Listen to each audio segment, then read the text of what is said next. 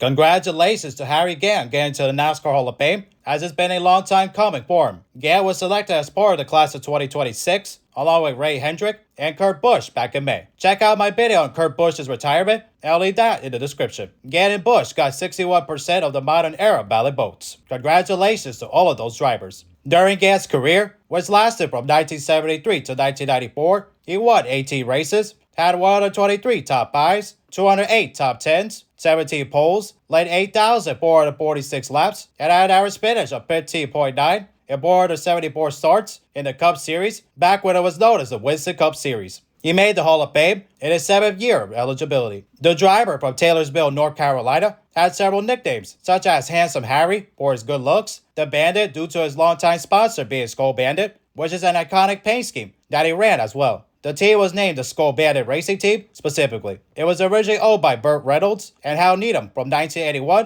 to 1988. Then it was owned by Leo and Richard Jackson for the rest of Gant's career from 1989 to 1994. Gant also drove for other teams in his career, including Don Levy Racing in 1973, Neil Castles in 1975, and Mach 1 Racing for a couple years in the 1980s. Gant was also nicknamed Mr. September after he won 4 straight Winston Cup races in 1991 at the age of 51, which was impressive in that way. Plus, he won 2 straight Xfinity Series races that month also, back when it was known as the Busch Series. In addition to those nicknames, he was nicknamed High Groove Harry due to being proficient in taking the high lane through the quarter. Gant was also very successful in the Busch Series as he won 21 races whenever he drove in that series. He also won the Southern 500 twice in 1984 and 1991. He also won the 1985 IROC Championship in a tie with Darrell Waltrip, but got the tiebreaker over Waltrip with a better finish in the race in Michigan. Gant beat Terry Labonte for the race win in a photo finish. Gant finished top 5 in the point standings 4 times in a 5-season span from 1981 to 1985 and finished second in the championship standings to champion Terry Labonte in 1984.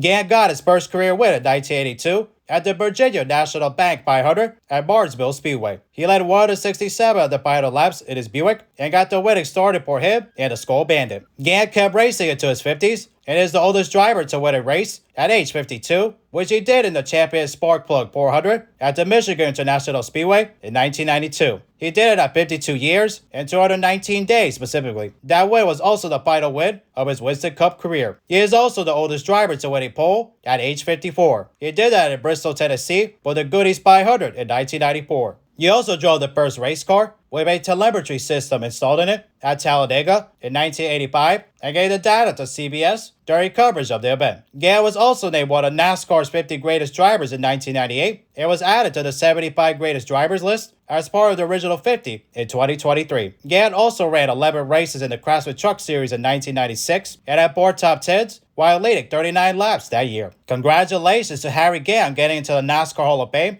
as it's an incredible honor for him there especially, and a long time coming for him because of the fact that he waited a long time to get in, just like Ricky Rudd. And I talked about Rudd's Hall of Fame video as well, as he got into the Hall of Fame as part of the class of 2025 after a long wait there as well, and I highly recommend that video, and I'll leave that in the description. And Gant also waited a long time to get in, as this was his 7th year of eligibility, and Rusty Wallace advocated for both Gant and Rudd to get into the Hall of Fame, as Rusty is also a fellow Hall of Famer, so his wish came true, as both now Gant and Rudd are in the Hall of Fame, so definitely that's a pretty cool thing there, especially because of the fact that drivers that race so long in NASCAR, especially like Rusty and Rudd, as well with Gant, because of the fact that they raced so many years there in NASCAR. Especially with Gant, he raced against a lot of different drivers, especially in different eras, especially because of the fact that he raced from 1973 till 1994. So he got to race against drivers like Richard Petty, David Pearson, Bobby Allison, Cale Yarborough, then Dale Earnhardt, Darrell Waltrip, Bill Elliott, Terry Labonte,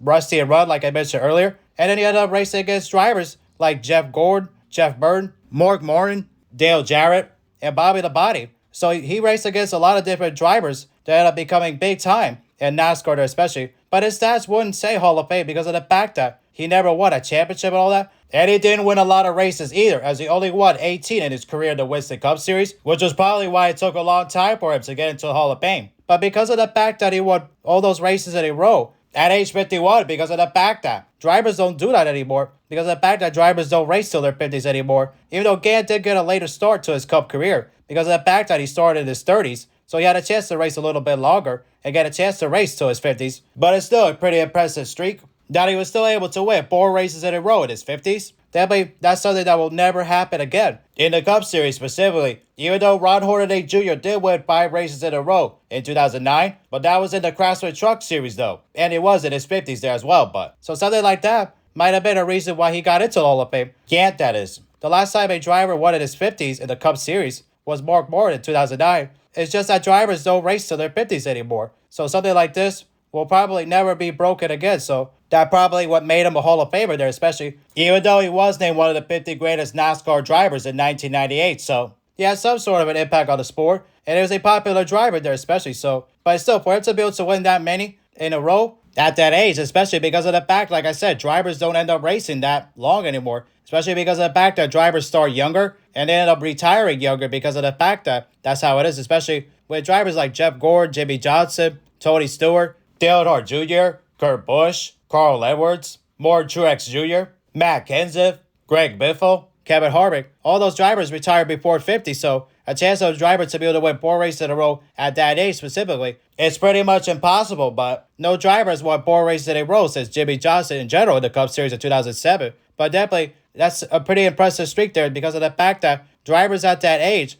pretty much are done. So definitely, that was a pretty impressive streak that he did there in 1991 there especially, but definitely pretty cool that he got to accomplish that. So definitely not taking it away from him doing that. It's definitely incredible feat and all that. So that's pretty cool that he got to do that. But definitely, it's going to be interesting to see what his speech is like and all that, especially because of the fact that he hasn't talked much since the announcement. So definitely it'll be interesting to see how he reacts and all that. So definitely it'll be pretty cool there as well. So definitely, like I said, congratulations again to Gant on getting to the Hall of Fame. Definitely an incredible honor. So definitely pretty cool for him there as well. Anyways, hope you guys enjoyed. Don't forget to leave a like. And if you are brand new, subscribe. And we'll see you guys in the next video. Peace.